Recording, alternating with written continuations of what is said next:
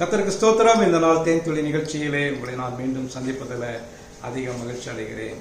கர்த்தர் நமக்கு ஒரு புதிய மாதத்தை கொடுத்துக்கிறார். இந்த அக்டோபர் மாதத்தினுடைய முதல் நாளிலே நாம் அடியெடுத்து வைக்க, இந்த மாதத்துக்குள்ளாய் பிரவேசிக்க கர்த்தர் கொடுத்த இந்த நல்ல நேரத்துக்காக, தருணத்துக்காக நன்றி செலுத்துகிறேன். கர்த்தர் கிருபையாக நம்மை இந்த 9 மாதங்களும் நடத்தி வந்தார். திரும்பி வந்த பாதையில பார்க்கின்ற வேளையில எத்தனையோ மேடு பள்ளங்கள், கஷ்டங்கள், வியாதிகள், வருத்தங்கள் எல்லாம் வந்தது. அதே நேரத்தில் ஆண்டவரிடத்திலிருந்து அதிக நன்மைகளையும் நாம் பெற்றுக்கொண்டோம். அதை மறக்கக்கூடாது. ஆகவே இந்த நாளிலே கூட, இந்த அக்டோபர் 1ஆம் தேதி ஆண்டவருக்கு நாம் நன்றி சொல்ல கடமைப்பட்டிருக்கிறோம். ஏனென்று சொன்னால் அவர் நமக்கு ஜீவனையும், சுகத்தையும், பலத்தையும், ஆரோக்கியத்தையும் கொடுத்திருக்கிறார்.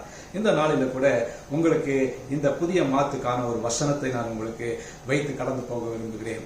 2 ராஜாக்களின் புத்தகம் 3ஆம் அதிகாரத்துல 17வது வசனம் இப்படியாக சொல்லுகிறது: நீங்கள் காற்றையும் காண மாட்டீர்கள், மழையையும் காண மாட்டீர்கள், ஆனாலும் நீங்களும் உங்கள் ஆடு மாடுகளும் உங்கள் மிருக ஜீவன்களும் குடிக்கும்படிக்கு இந்த பள்ளத்தாக்கு தண்ணீரால் நிரப்பப்படும் என்று கர்த்தர் சொல்லுகிறார்.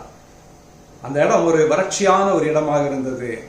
அந்த இஸ்ரவேலின் ராஜா யோசபாத் எலிசாவினிடத்தில் கேட்கும் பொழுது, எலிசா இந்த குறிப்பிட்டதான ஒரு தீர்க்க தரிசன வார்த்தையை சொல்லுகிறார். மோவாபுக்கு எதிராக போகிற வேளையில அந்த நேரத்துல எல்லாம் வறட்சியாக வறண்டு காணப்படுகிறது. அந்த நேரத்துல தான் அவர் சொன்னதான காரியம், நீங்கள் காற்றையும் காண மாட்டீர்கள், மழையையும் காண மாட்டீர்கள், இந்த பள்ளத்தாக்குகளாம் தண்ணீரினால் நிரம்பும் என்று சொல்லியிருக்கிறார். இது நமக்கு ஒரு ஆசீர்வாதமான ஒரு வார்த்தையாக நமக்கு தேவன் நமக்கு கொடுக்க சித்தம் கொண்டிருக்கிறார். ஆகவே இதை நாம் பார்க்கும் பொழுது, இந்த மாதத்துல நாம் நடந்து செல்கின்ற வேளையில பல குறைகள் நமக்கு வரலாம்.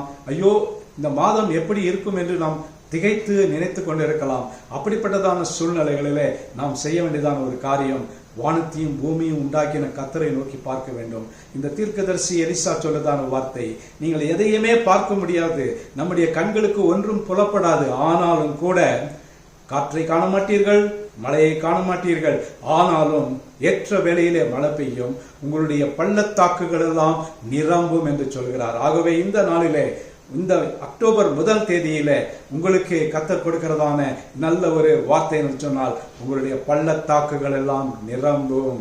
ஆகவே இந்த நாளிலே, இந்த மாசம் நமக்கு ஒரு ஆசீர்வாதமான செழிப்பான ஒரு மாசமாக, எந்த வியாதி வருத்தம் இல்லாமல், மருத்துவ செலவுகள் இல்லாமல் இந்த 31 நாட்களையும் முடித்து புதிய மாதத்துக்குள்ளாய் நாம் கடந்து போவதற்கு கர்த்தர் நமக்கு போதுமானவராயிருக்கிறார்.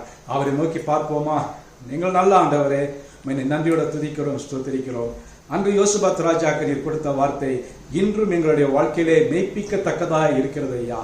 ஆண்டவரே, எங்களுடைய வாழ்க்கை அதிகமான வறட்சியாகும். ஆண்டவரே, எந்த நிலையில காணப்பட்டாலும், இந்த மாதத்துல எந்த குறை இருந்தாலும் கூட அந்த குறைகளை எல்லாம் நிறைவாக்கி பள்ளத்தாக்குகளை நிரப்பி மழை தண்ணீரினாலே எங்களை ஆசீர்வதிக்க வேண்டுமா ஜெபிக்கிறோம். மீட்பர் இயேசுவின் நாமத்தில் ஜெபிக்கிறேன் நல்ல பிதாவே, ஆமேன், ஆமேன். கர்த்தர் உங்களை ஆசீர்வதிப்பாராக. இந்த அக்டோபர் மாசம் உங்களுக்கு ஒரு ஆசீர்வாதத்தின் மாதமாக இருக்கும்.